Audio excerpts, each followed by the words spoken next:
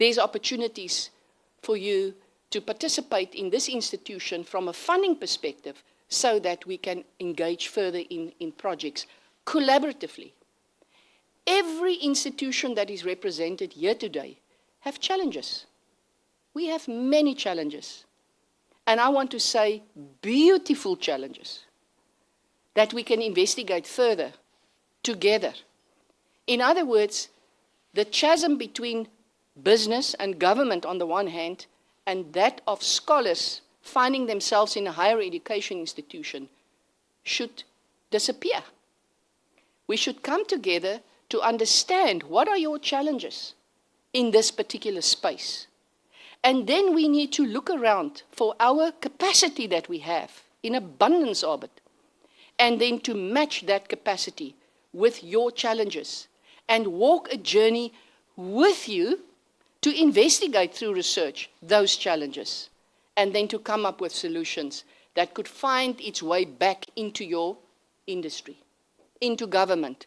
It can inform policy, for instance. We call it evidence-based research, if you like. This is also an opportunity where one could start to think about perhaps a chat group. We have all the technology available. I'm thinking aloud. We can have virtual coffee sessions where we just zoom in on a specific matter of interest and have discussions around that. We can actually, nothing prevents us actually, to have a monthly brown bag session with each other. We call it, it comes from the Americas. I'm saying unfortunately, because I'm not a huge fan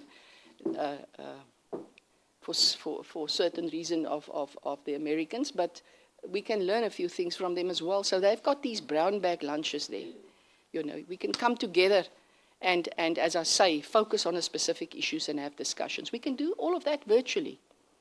But we can only do that if we start to make use of the coffee sessions here, the lunch break, and say to yourself, especially when you're an introvert, say to yourself, my goal today is to walk over and meet 2 people from 2 different organizations that is of interest to me.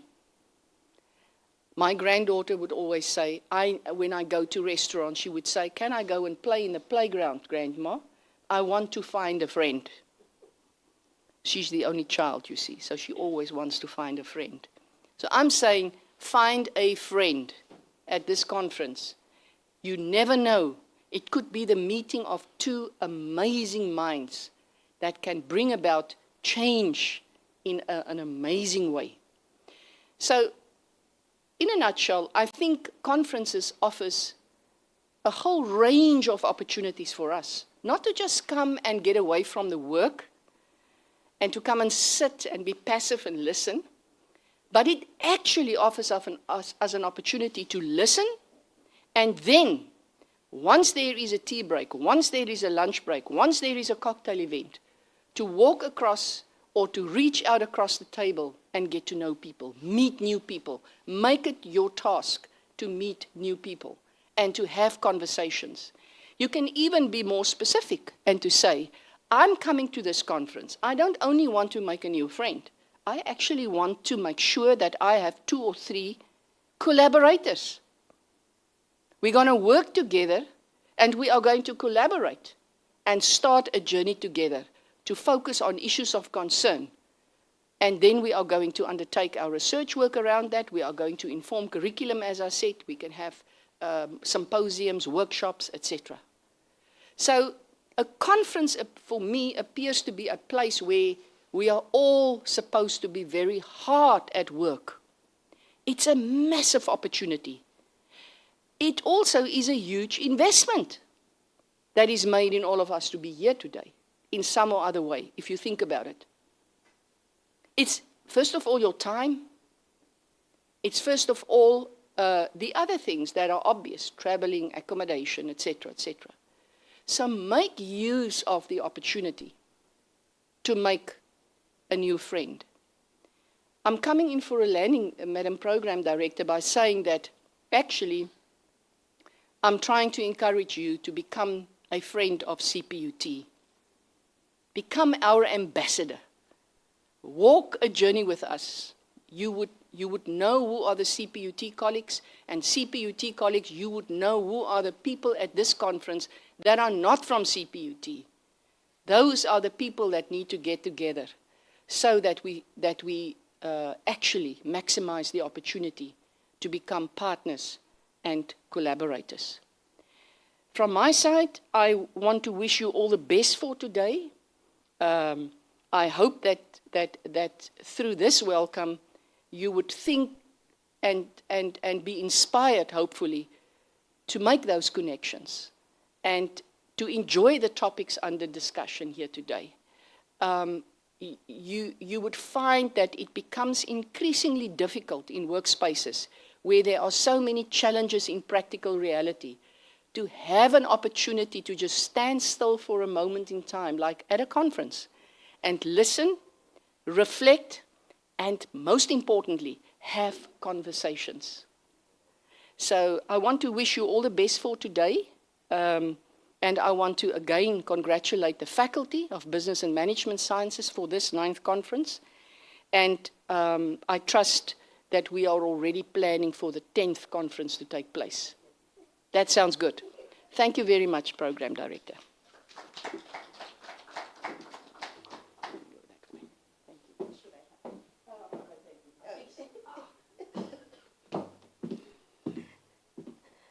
So, Prof. Berger, we spoke about different generations. And as you were talking, right before you even finished, you are already on LinkedIn on the CPUT Faculty of Business and Management Sciences page. We have to follow suit. We are one smart CPUT after all. Those who were here yesterday with us would probably agree with me that it doesn't sound like Prof. Berger missed out yesterday, because she pretty much summarized everything that was being said here. And I can literally just note a few. One being collaboration, that we've got challenges, but it's not challenges that we cannot overcome, and we can only do so by collaborating. It doesn't have to be us from CPUT, but from all walks of life. Private, public sector, civil society, let us all hold hands and form those partnerships as we move forward post-COVID-19. And of course, the other key thing which Prof. Green highlighted is really how we merge the two generations, because we do need the wisdom of the old, but the energy of the young is also needed as we move forward. And lastly, Prof. Berger, during lunch, we had those informal water and tea and juice sessions right here. And the key thing that came out of that session yesterday was, do we have safe spaces in our organizations, particularly universities, where we can really just talk about anything and anything without one being scared, whether will this be interpreted wrong, or does this mean when I'm highlighting a particular challenge that is happening, does this mean I no longer want to be here, or I'm going to be rebellious? Do we have those safe spaces where we can really talk? Because it is through those discussions that we can really find the solutions. I will not enjoy the spotlight all by myself. I want to open the floor. Let's reflect. Let's just spend a few minutes just reflecting on some of the discussions that took place yesterday. It could be from the main room or from the various tracks that you attended. And of course, I'm drawing on Prof. Berger's welcome. Tech team, if you could have a mic. Okay, Prof. Dako, you'll assist me with the mic. Colleagues, the floor is open. Let's engage.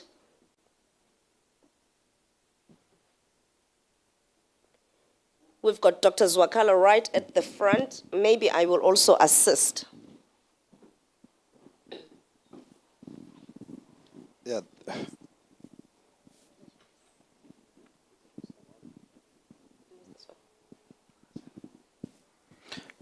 Thanks, Program Director. Thanks for good morning, everyone. Good morning to the speaker. So, yesterday, Prof. Berger, we were discussing the disparities between theory and practice.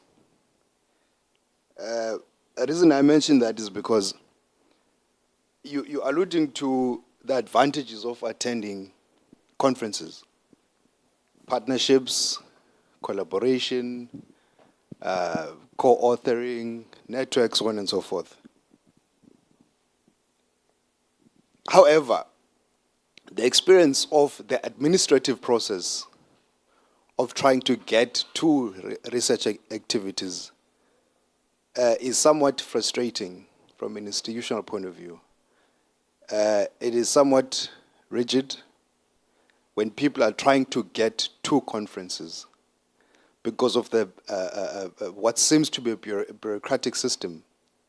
So therefore, with that kind of a system, it becomes then impossible to get to the collaborations you're alluding to the partnerships, the co-authoring, the examining, so on and so forth, because the system seems to be, it seems not to be conducive for those particular activities towards particularly conferences. And the inconsistencies institutionally are frustrating and very discouraging to academics, particularly what do they call us? Is it upcoming academics? So I think that needs to be looked at. You know, Prof. Berger, in other institutions, when you mention the word research with a probable output, that they ask, what do you want? So perhaps something to be considered from an administrative point of view, that certain processes and certain systems can be discouraging because sometimes it becomes practically impossible to get even to the conferences that you're alluding to. Thank you. Thank you so much to Dr. Zwakala for that. I think before Prof. Berger responds, I will note another hand for comments. Let's draw, colleagues. Let's engage, drawing from yesterday's discussions and today's welcome address by Prof. Berger. Any other comment from the floor? Okay, we've got two right here. Prof. Oni. Good morning, colleagues, and good morning, Prof. What stood out, which became, common, not just to us as researchers, and also to the entire citizens in South Africa, is an issue of economic survival, which cuts across, all citizens.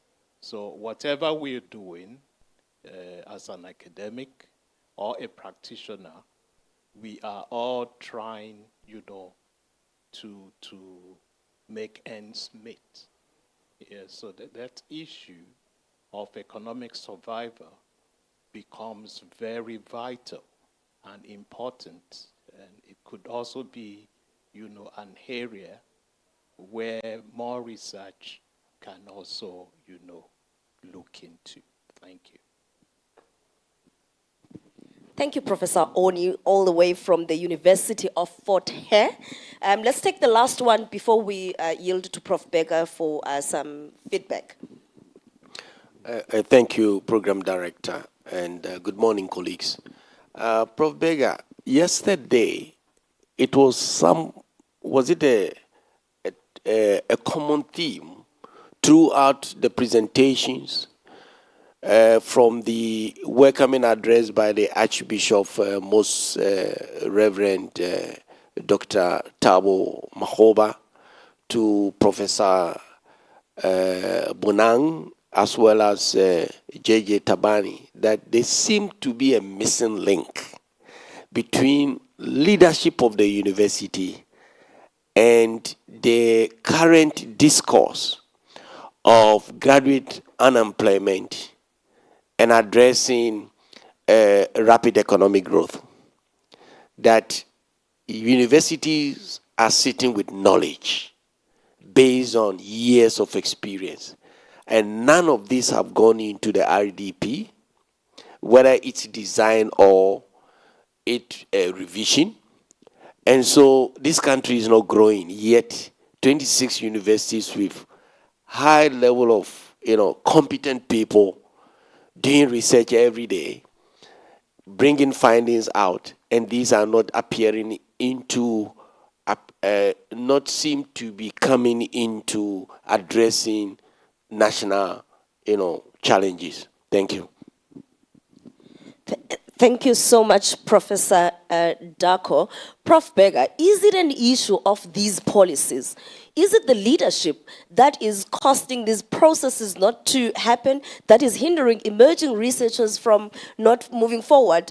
Is it that is making sure that we've got research that is collecting dust and not being solution-driven? I think you've heard it. Also being a stumbling block in between those partnerships that are possible from spaces like this. They can collaborate, exchange cards, but is it practical to implement looking at our policies and leadership styles? Thank you.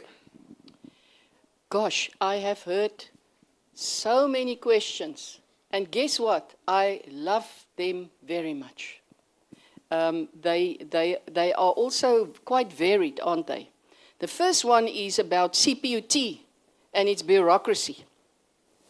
Now, obviously, I need to make a few remarks around that. First of all, and I'm going to be brutally honest, because I've been in this space for quite some time. First of all, there is no love lost between an academic and bureaucracy. It's a fact that there is always that, I want to call it a healthy tension. It's a healthy tension, it's there. Because that keeps bureaucrats on their toes. It calls them to action. And any such that feels threatened by questions like what you have asked, sir, I think should think twice about their careers as a bureaucrat. So that is the first thing that I want to say. There is always that healthy tension between your academic or your scholar and the bureaucracy that they need to slave through in order for them to achieve research. The second thing is that we must keep in mind, and I would like to start a research project on that if you are interested. We must start to look at what is happening in other universities. What is happening in other universities around the bureaucracy that we need, that we are confronted with as scholars. Madam Program Director, forgive my back to you. So I think the answer to that, in a nutshell, is this. And I really am serious. If you think CPUT has got a lot of bureaucracy, you need to really think twice. Because I can tell you that I know of universities that I'm working with across the landscape that's got bureaucracy like you have never seen before. Believe you me. The third thing that I want to say is that what is important, and we have to have a conversation around that, and I'm trying to have that wherever I'm invited to speak. I've been invited by Dr. Sasha West to a women's event the other day where I spoke about the journey of a researcher, the journey of a scholar. We need to understand the journey of a scholar. The journey of a scholar doesn't begin by attending a conference. The journey of a scholar starts by being inquisitive about the challenges that they observe and hear and read about around them. The second thing is a scholar must read. Some universities even speak about you read for your degree. That takes a lot of time. And it has to be a daily practice. It's like breathing. You can't go without it. And then a scholar needs to start writing and start to understand the art of writing. that also takes some time. And there are many initiatives across the institution and in many other institutions to assist with that. And then you need to take decisions as a scholar in terms of when you are here and when you are a leading researcher, what is it that you need to focus on? Because some of the scholars are all over the show because they haven't read well enough to understand what are the current issues of the day. Hence, Prof. Tumdako, business people come and say, you teach something and you research a lot of things, but we don't understand it and we can't use it.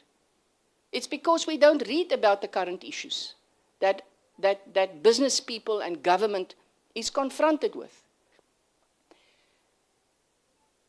I'm trying to say, therefore, and I don't want to be too detailed around it, because there might not be time for it, but I'm happy to speak in detail. And that is that there is a journey that needs to be walked. And then when you are ready to share your research, you then have publications already available from some of your writing that is out there, which you use as your, let's call it, capital to propel you into the opportunity to participate, not go to conferences, to participate in conferences. So my experience where I'm sitting is that we get colleagues that enter and then they haven't written a thing based on they didn't read widely and deeply enough, and then the first thing they want to do is they want to go for a conference. That's not the journey of developing a scholar. I must be very honest with you. The challenge that we do have, and I'm happy to hear ideas around that, is that I'm sitting with is, and I think we have tried to solve it, but not up to where I would like to see it is. Those academics that we recruit from other universities that already has published some research work, how do we assist them to get into conferences? Because they actually enter the organization with no money. So they didn't bring a bag full of money that can help them towards participation in conferences. In the last place, my response would be that I think you are quite right. We genuinely need to sit down and look at accelerating the pace, and secondly, streamlining the processes, procedures that our academic staff are going through in order for them to be able to participate in conferences. That can be improved. And I want to advocate that many of the functions that are currently centralized at the highest levels in order to allow an academic staff member to participate in a conference can be decentralized into the faculty. And so you already cut out a lot of layers in terms of signatures and considerations and questions that are being asked. I think our university is at a development trajectory where we are ready to take on that decentralized responsibilities, for instance. So that's the one part. The other part goes to our colleague from the... By the way, I invite you to come to my office, my virtual office, and let's start a conversation where you can pinpoint to me what we can do differently, and we can look at it and try and change that. Become part of the solution of the problem, because we can't just talk about the problem. We have to make ourselves available to try and solve the problem together. Forte. This is perhaps the issue in this country, isn't it? The haves and the have-nots. Very serious. It ties in with what Prof. Tumdako has spoken about, and that is that something in between that is not right that we are talking about. What are we producing and what can be used? Now, I'm sorry to say, but I've been in academic higher education now for about 30 years. In 1995, you will recall that we had a Minister of Public Service and Administration called Geraldine Fraser-Moleketi. I don't know how many of you remember her. She was a tough lady. Very tough, straightforward. You knew where you stand with her. She called all the academic institutions in Pretoria to a meeting one day at the HSRC. She wanted to see us. And it happened to be all the public administration departments. We called it public management those days for a purpose. And I'm still encouraging CPUT to call it public management and not public administration. Anyway, she called us to that meeting. And we were all wondering, what was this about? And what did she talk to us about? In a nutshell, you are producing graduates to the public service in a new democratic dispensation that we cannot use. What do you want us to do with these people? Because they come here with their degrees, and we find that we can't get going. So we need to look at, what is it that you are busy teaching? We are in the year 2023. We are almost entering 2024. We are still having that challenge. I think it is time that we do the basics right. The basics is, what is it that we need? We need innovative, entrepreneurial people to get going in order for us to change our situation that we find ourselves in. We need a mindset of young people that do not study for a degree with a purpose of, I have my degree and I'm going to get a fantastic job out there. It needs to be different. I'm having this degree that is providing me with the tools to go out and create jobs for other people to come and work in my business. Now, we say that very easily and we all talk about it, but how does that impact our names of our degrees, the type of degrees that we have, the curriculum of those degrees, and also the different levels of the degrees, and the focus of the degrees? So I do believe what is important is that as long as we as academics sit in our ivory towers and develop curricula, I'm going to start at the programmatic level. Prof. Scholes, you are the expert here, not me, I'm in research. We start at the programmatic level, we go down to the qualifications, and we take good decisions informed by our government leaders, our leaders of business and society, even our politicians. They can come and they can advise us. What qualifications do we need? And most importantly, what needs to get into those qualifications? So that at the end of the day, when the person walks out there, there is a good chance that they might be usable. But it's not the only thing that we could do.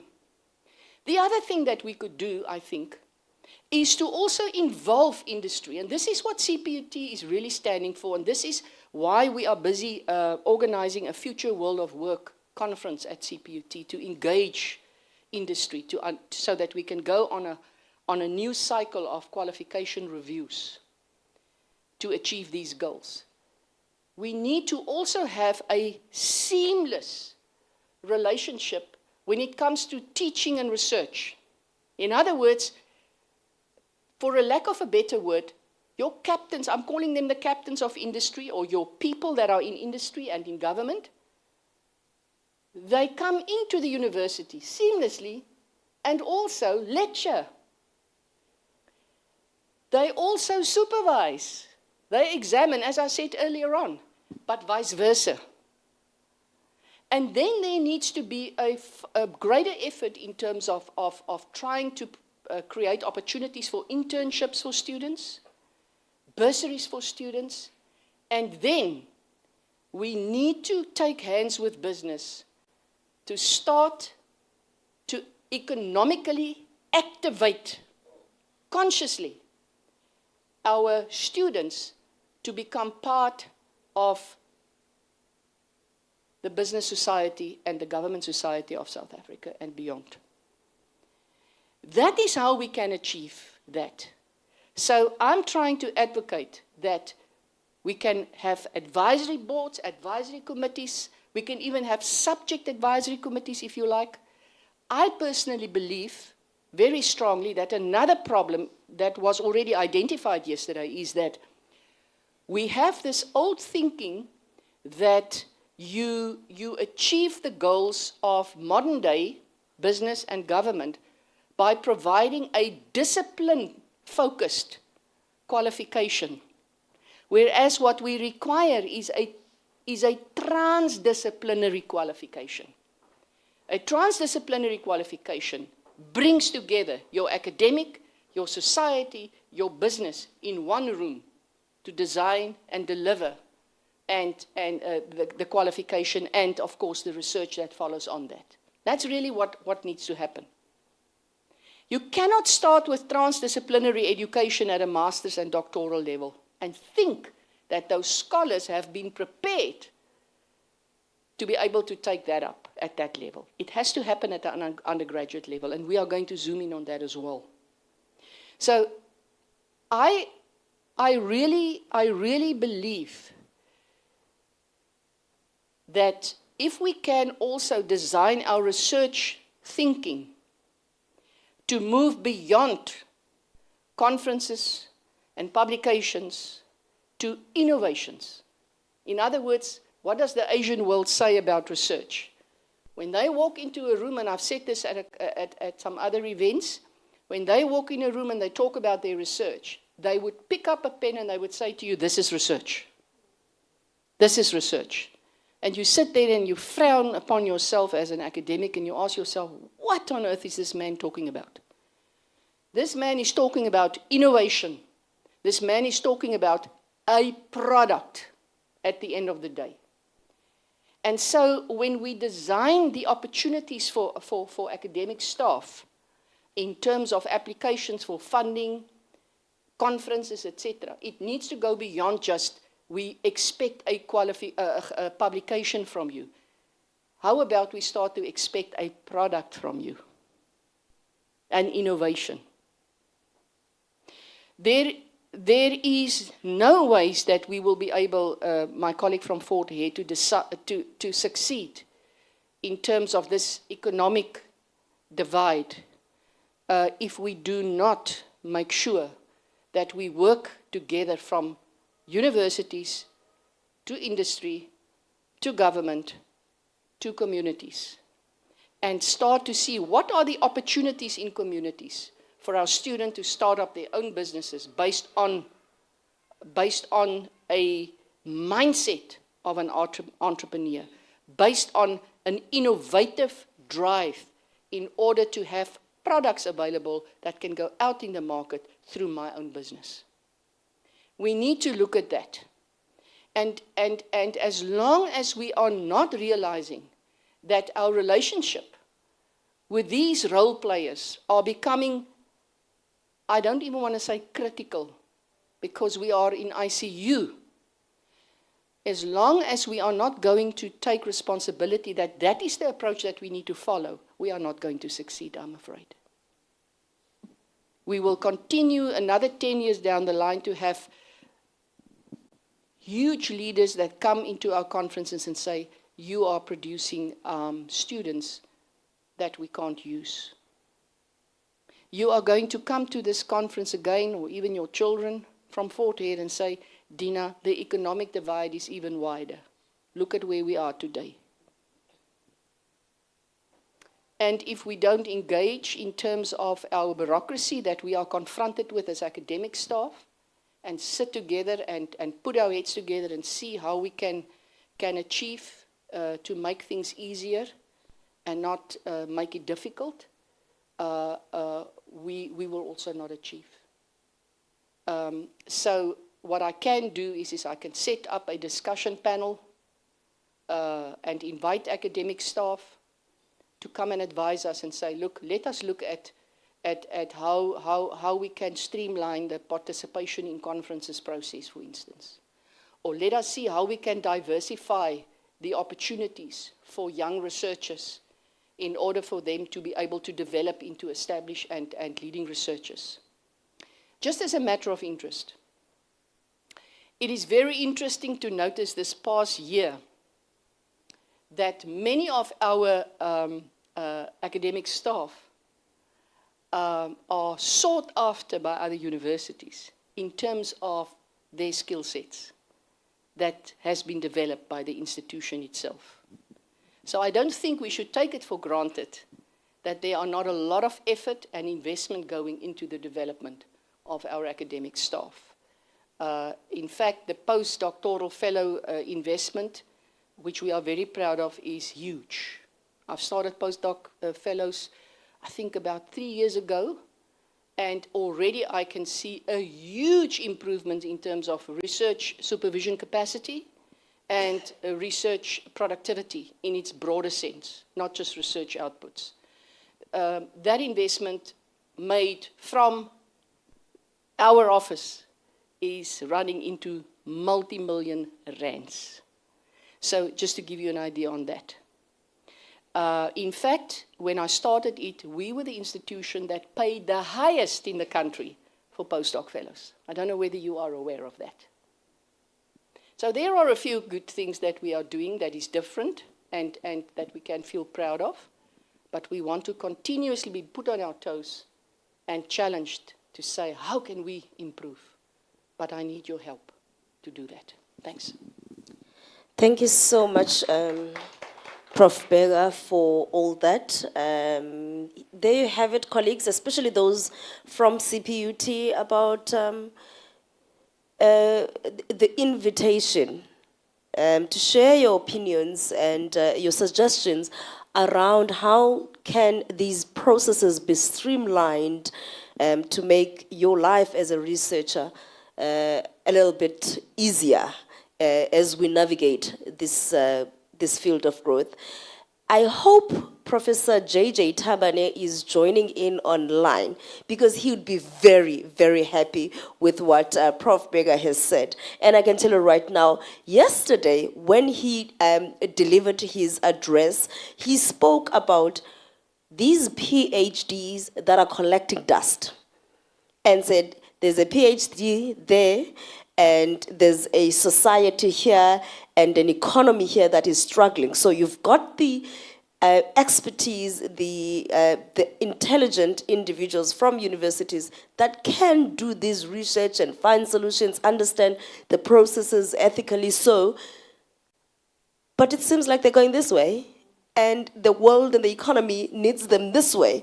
So that was a very good approach. And again, I'm still saying, are you sure you did not join us yesterday? Because you seem to have captured everything that has taken place. Prof. Darko, is that giving you perhaps an idea as we make our way looking forward to the hybrid 10th International Conference on Business and Management Sciences, that perhaps there should be a track dedicated to solution-driven research, where we invite those individuals that are saying, here's my product, here's a solution, this is what it has done, and who knows, maybe that's the track that will have all these business leaders and we can forge those strategic partnerships. So, let's take a last round of comments and then we can close this session with noting 1 and 2. Okay. Good morning, everyone. I want to build on the theme from yesterday, which clearly was a cross-pollination of ideas, which is merging the practical with the theory and ensuring that our PhDs don't collect dust. So my professor always, my PhD supervisor always tells me, Wesley, context, context, context. And so I went onto the CPUT website now, and I noted, and yes, I am stalking, and I noticed that there's 11 vacancies open currently. And one of them says something relating to enterprise systems specialist. There's some details relating to qualification, but I would just want to draw your attention to a line that says, preference will be given to applicants with experience in the higher education sector. May I ask why that line is there? Because as an industry expert, this puts me off from applying. And sorry, but CPUT is not the only institution. I'm currently having this argument with many. You'd be surprised at the number of jobs I've applied for in the academic space, never to get an interview, purely because I don't have a teaching diploma or I don't have enough lecturing experience. Yet I've done everything at industry level. Thank you for that. And for stalking us. Let's take another comment and then we can sum up. Good morning. I'm Althea Whittaker from the Department of Public Administration and Governance. Not management. Okay, I have two questions. Firstly, roughly about 2012, government wrote the Industrial Development Strategy. And the purpose of that strategy was obviously to grow the economy, identify industrial development zones. But very pertinent in that strategy is that the state saw the universities to be the drivers of the economy. By what that statement meant was that innovation should come out of universities, because this is supposedly the thoughts where research was happening.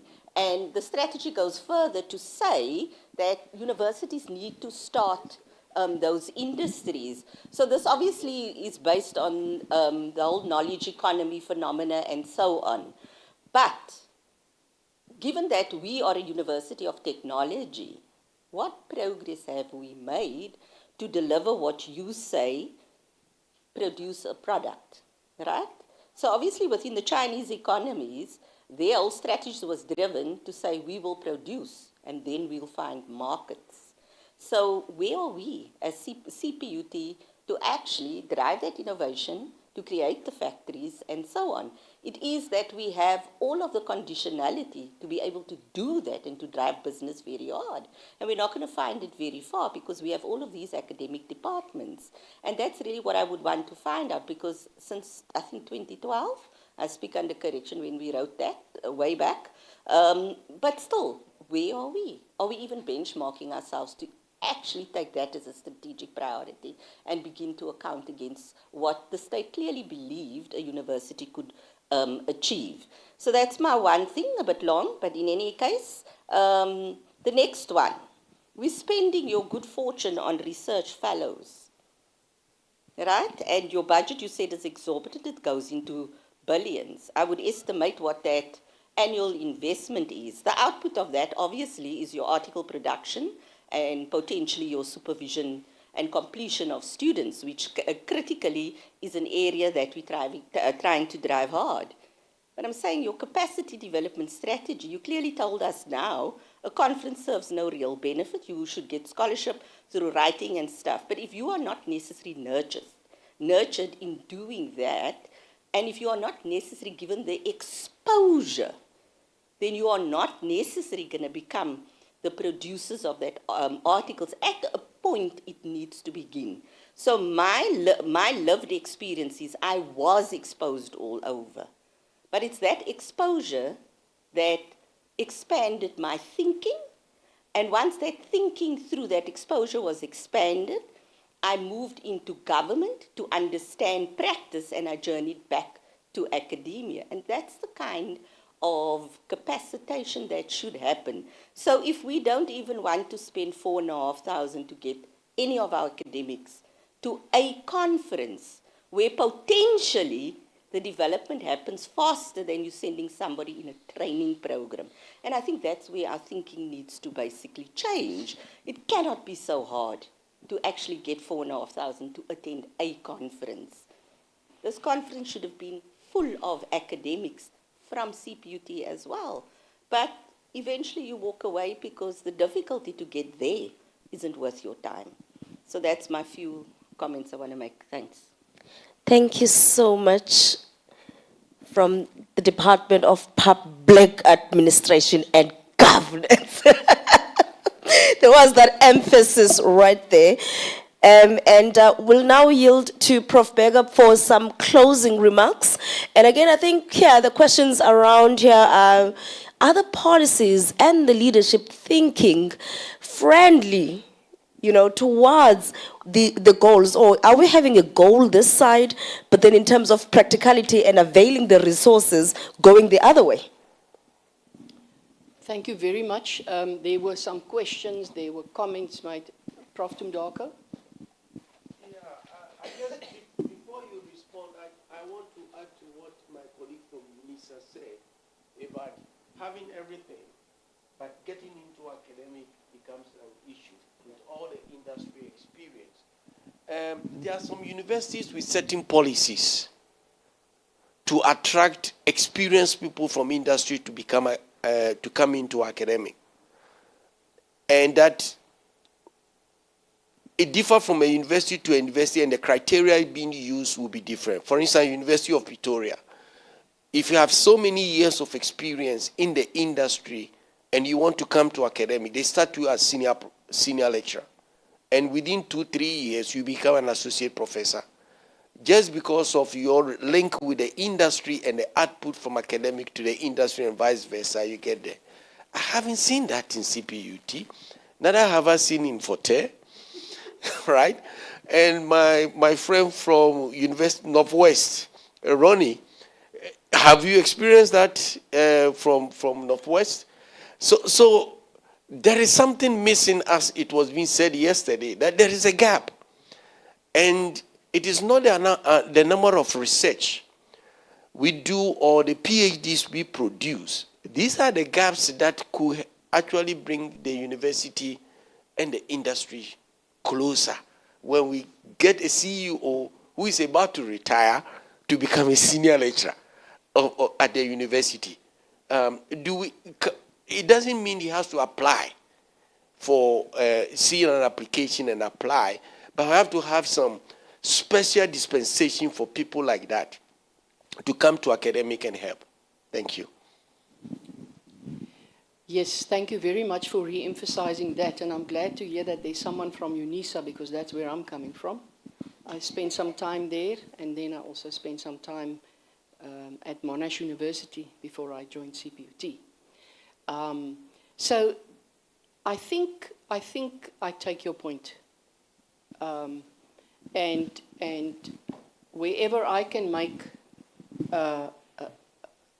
wherever I have influence, let me put it this way, I would definitely make that point. Because we somehow are missing out. We are somehow missing out. And we cannot afford to miss out, because at CPUT we are really very serious about impacting society.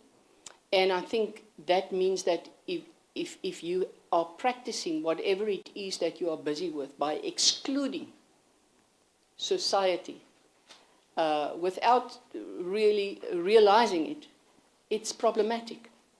So I can tell you that I would do my utmost best wherever I am to influence decisions and processes and the writing up of advertisements to also cater for that. Obviously, it is important that we also flip the coin. I mean, I can tell you that for academic staff to get into industry is equally difficult, because they protect their own. You see, and we need to get out of that spaces. I can tell you that. They exclude academic staff to an extent to be able to get back. It's interesting, your journey. I've listened to your journey, Prof. Whittaker, and that is that you went, not yet. I like that positive spirit. But you actually went back there, and then you came back to academia. That is, I almost want to say, the most perfect story that I've heard in a long, long time. So I just think that we need to find a way to be as inclusive as is possible. I also believe that when you draw people from industry that has got no background in higher education, that you need to then have programs in place at the university to be able to assist in coming to, let's say it, to grips with the education responsibility that goes with the task. Because there is a gap, let's face it, in as much as, and I want to just say this, I want to dispel the myth to think that if we go ahead and we look at our recurriculation processes and we develop qualifications with business and industry and government, that person that walks out with a degree will then all of a sudden, the magic is there. The person will be immediately walking into a job and will be able to do that job. That's a myth. That is why it is important that those institutions also have a very strong training capacity development unit to cater for that gap that's going to be there. But we can certainly do lots to close that gap. So I'm trying to say that your point is well taken. And I can only look at my institution and try and influence. And there are advertisements that we put together that we are looking for people from industry and from government. But I mean, it's a sector-wide challenge for people to get in. And I think it is critically important. The story that I hear as an academic to go into those years into public service already is, you are an academic, we don't need people. In fact, my first job was at the old Department of Posts and Telecommunications, the head office there in Old Vermeulen Street there in Pretoria. And I can tell you, when I arrived there, the senior administrative officer, I don't want to say his name, but I remember him so well. His words to me for the first 3 months after he was thankfully approached to say that I need to be seconded to work study and job evaluation to start that unit there. His words to me on a daily basis was, we don't need you here with a degree. Those people are not welcome here. And then he would literally, I'm sorry to be so too explicit, but that is what happened. He would every day take out his drawer and he would drop it on my desk and say, that is what you will do for the first 6 months of your job, to learn to organize my drawer. Right? And you know what was also behind this is that that department had differentiated between people that comes from the old matric into the institution and those people that come from university with a degree. You immediately had a little bit of a higher position than them. And the backlash of that decision played out with a drawer on my desk and telling me that you are actually not wanted here, you're actually not welcome, you know nothing, you only have a degree. That's been my experience. Lovely experience. So you need to decide what you want to do with it. But we can certainly learn from what you are saying, all of us in the university sector. I trust that all the colleagues that are here, there's Northwest University and UNISA, you are from UNISA, and there's a person from Fort Hare. Who?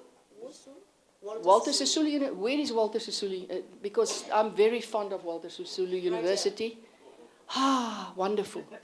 Yeah. TUT, Tshwane University of Technology. Yes, I've spent some time with your DVC last week, 3 days actually in Durban.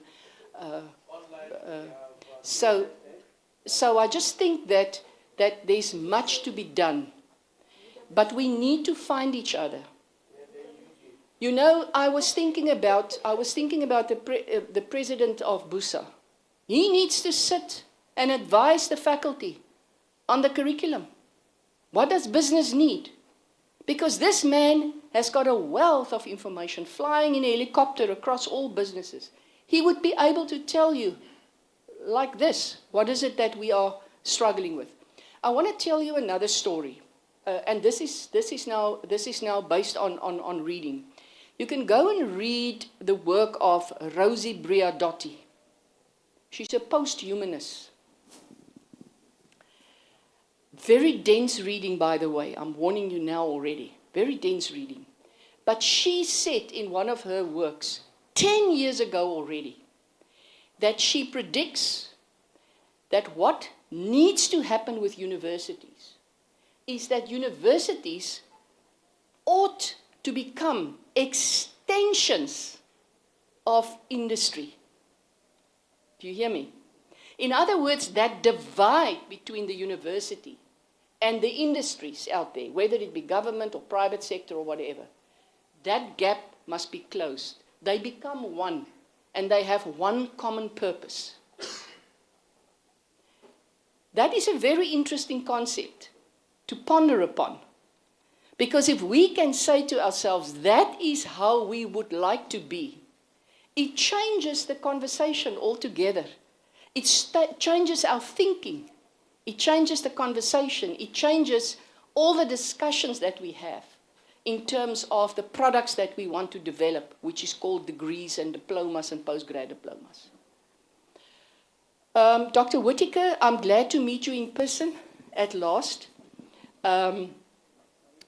We have a very, very, we have a number of examples of innovations in our institution. And I just think that it is important for us to help you to familiarize yourself with it, where there are patents, innovations, businesses, startups, and also the approach that we are taking is, I think, very, very important for everybody to know, and that is that our innovation is not an innovation that is out to make money. That's not the approach that CPUT is taking. Our innovation is for the benefit of society in the first place. That is what we are dreaming about. That is our vision out there. Now, as you know, Dr. Whittaker, there's a vision, and we need to bring that down to practical reality. And therefore, there is also a lot of energy and time that is going on to establish an economic activation office in the Office of the Deputy Vice Chancellor, Research, Technology, Innovation and Partnerships. And we are actively looking out for funding to assist us to get that off the ground. And I think that would make a lot of difference as well. But our approach to innovation, as I said, has not got a focus of making money in the first place. It's a focus of innovation for the benefit of society in the first place, which is a very different approach than many other universities. There is much to be done in this space, much to be done. There is also much to be proud of. I just think that it is important that we also know from ourselves that there is a lot of investment coming from outside of the institution to support our innovations that are taking place. I hope I have addressed some of the issues raised. Yours were mostly comments that you've made, but there are also other comments and questions that's been made. And I just wanted to say that we must also remember that not all academic staff are innovators. You know, we have a beautiful fruit salad of opportunities to be what we want to be good at. So there are academic staff that are in the space of producing articles. There are academics that are in the space of producing innovations and patents. There are creative outputs that are being generated these days. There are many different possibilities for academic staff to become successful in. I don't think that we want to force our academic staff to all be innovators. And then, of course, there's that whole notion of relevant research, research with high impact. And then some academic staff would approach my office to say, but are you throwing us out? We are generators of knowledge. We do the typical blue skies research. Are we not welcome here? I say everybody is welcome. There is a place for all types of research at CPUT. And we also say that research is everyone's business. In other words, it's not only limited to academic staff. There are a lot of our administrative and support staff and professional staff, not so Prof. Scholes, sorry to pick on you all the time, that has proven a very successful track record in developing themselves as very serious scholars. She's one of those. She sits in your faculty. Good example. Thank you. Thank you so much, Prof. Berger, and for your time that has gone beyond the welcome and opening address. Ladies and gentlemen, just another round of applause for Prof. Dina Berger, the Director for Research and Development at the Cape Peninsula University of Technology. That's it for that first session. And I will now welcome Dr. Sasha West, who will deliver the vote of thanks as we close this session. And we prepare to go for the tea break and then move into the tracks. Just a vote of thanks.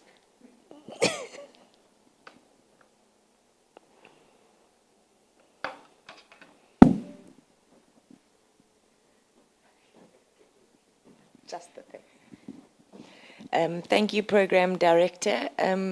My vote of thanks was for Ms. Grandcourt that was supposed to deliver her keynote address. So a quick off-the-wall thanks to Prof. Dina Berger for taking this session. And I think we all agree that there were some really insightful and thought-provoking comments and questions and statements that came out of this session. Thank you for kind of answering and directing the conversation in that session. And yeah, thank you for all being here this morning.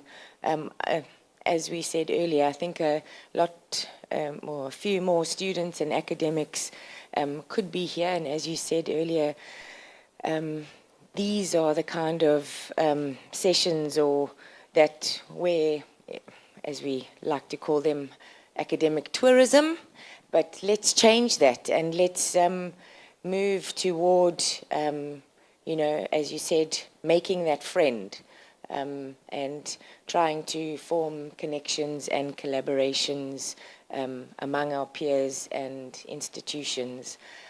So, yeah, good luck for the rest of today's conference. Enjoy your tea now, and then we move into the different sessions after tea.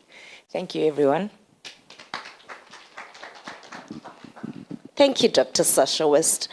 Tea time, everyone, and just that comfort break as we prepare to move to the various tracks. Thank you.